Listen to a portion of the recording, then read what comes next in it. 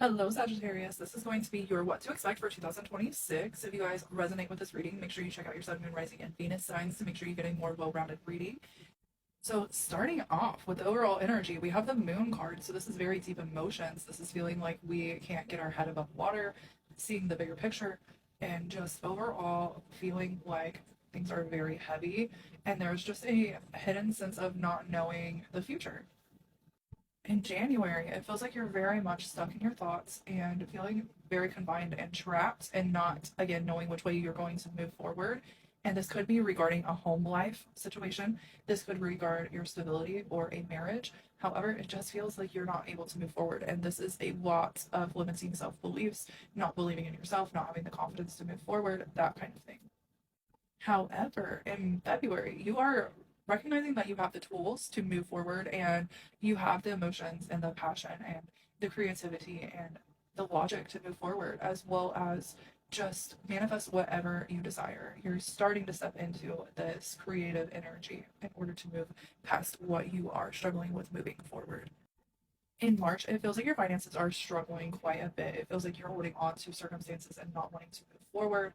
A huge flow with the universe is really, especially financially, putting out that narrative that you have the freedom to pay bills instead of thinking that you have to pay bills. Start switching your mindset into I get the ability to fund myself and the flow of the universe and fund the universe in order for it to give back to me, and it's an equal give and take, and recognizing that as an exchange and really not restricting yourself in order to move forward, really keeping check on that lack and that fear of lack and worrying if you are going to be able to make it from paycheck to paycheck, and really just not restricting yourself in that way, but redirecting your mindset and really just changing your perspective into how you are putting in that exchange and allowing yourself to flow through that exchange. And here in April, it looks like you are starting to really develop that flow and you're starting to see that equal give and take, and you're starting to really develop that trust in the universe that it needs for you to get that flow of income that you desire. And not only that, but the support that you need from those around you, not only financially, but emotionally and mentally as well. Here in May, you do have a lot of sleepless nights, a lot of anxiety overcoming, a lot of fear-based mindset. This is again your mental health coming in to kind of sabotage things for you, but you are staying persistent. Don't allow this to, throw you off your path. Really sit with these emotions, understand why they're coming up. Once you start getting these triggers, really start working through them and understanding where they're stemming from, where they're coming from in childhood, what made you develop these triggers and this fear to begin with, and go from there. Try to really reframe your mindset when it comes up and really try to perceive your situation as a lesson in the past so that you don't repeat these mistakes or cycles. However, in June 424, it does feel like you are going to be isolating yourself, really going within, reflecting, and, essentially looking back and understanding and integrating these lessons and where they've directed you thus far in your life and what tools they have given you in order to succeed and move forward. And with this Hermit card, I do feel like in July it's going to lead to some conflict between your ego and intuition. Your intuition is guiding you in order to, flow you in the right direction. However, it's going to be only natural for you to egoically think of this as a bad change or something that you're incapable of. However, this is just your ego. And again, self limiting beliefs are always going to creep in. It's a constant battle. You're going to have to always redirect your mindset to something positive. So, with that inner conflict, I really do feel like you're trying to find the positive as well as the direct path that leads you back to yourself.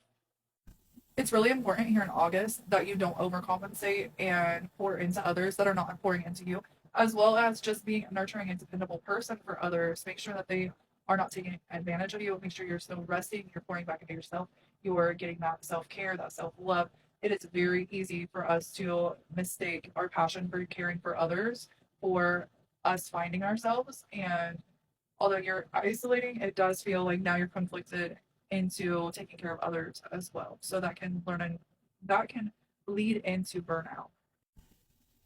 Which in September it does feel like you are very overburdened, very responsible for a lot of issues, and that in turn leads you to burnout, and it kind of makes you hit rock bottom here And I'm not trying to scare anyone, but that is ultimately your make it or break it phase. This is where you're going to transform, you're going to transmute this energy. All these lessons that you've learned, all of this stuck energy is going to start flowing. And it is in turn going to make you have to kind of stand up for yourself, set boundaries, and allow yourself to only take on as much as you can handle yourself alone. Which again, I do feel like you're standing up for yourself in October. You're going to start setting boundaries. You're going to be still dependable and you're still going to be nurturing. However, you're going to be more independent and more reliant on yourself versus relying on everyone to kind of, you know, pick up the slack for you. You're learning what you can handle, what you can endure, and who is there in your corner for you, which is beautiful. In November, doors are opening up for you. You are planning for a new beginning. You are working on your growth. You are really just planning and preparing. You know something is opening up for you, and you have your sight on something very beautiful, and you are working towards that. And you're growing, and you're allowing this to flow in for you. You're not chasing it, you are attracting it, and you just know here in the future it's going to be here for you. 808 on the timer, 244, and I've been seeing 777. So if that resonates with you, take it for what it is. But there is a lot of persistence here, even though this is a very difficult challenge and there's a lot of obstacles. You are still persisting and you're staying strong here in December, starting out the year very, very much focused and driven in order to achieve these goals, which leads to the outcome of having these rewards and really being able to put your finger on it and noticing things coming into fruition for you and growing and building and your foundation being set and just overall potential and awakening in the physical as well. So this is a beautiful reading. I really wish you the best and I hope that you guys have a wonderful year and I will talk to you guys later. I love you guys. Bye.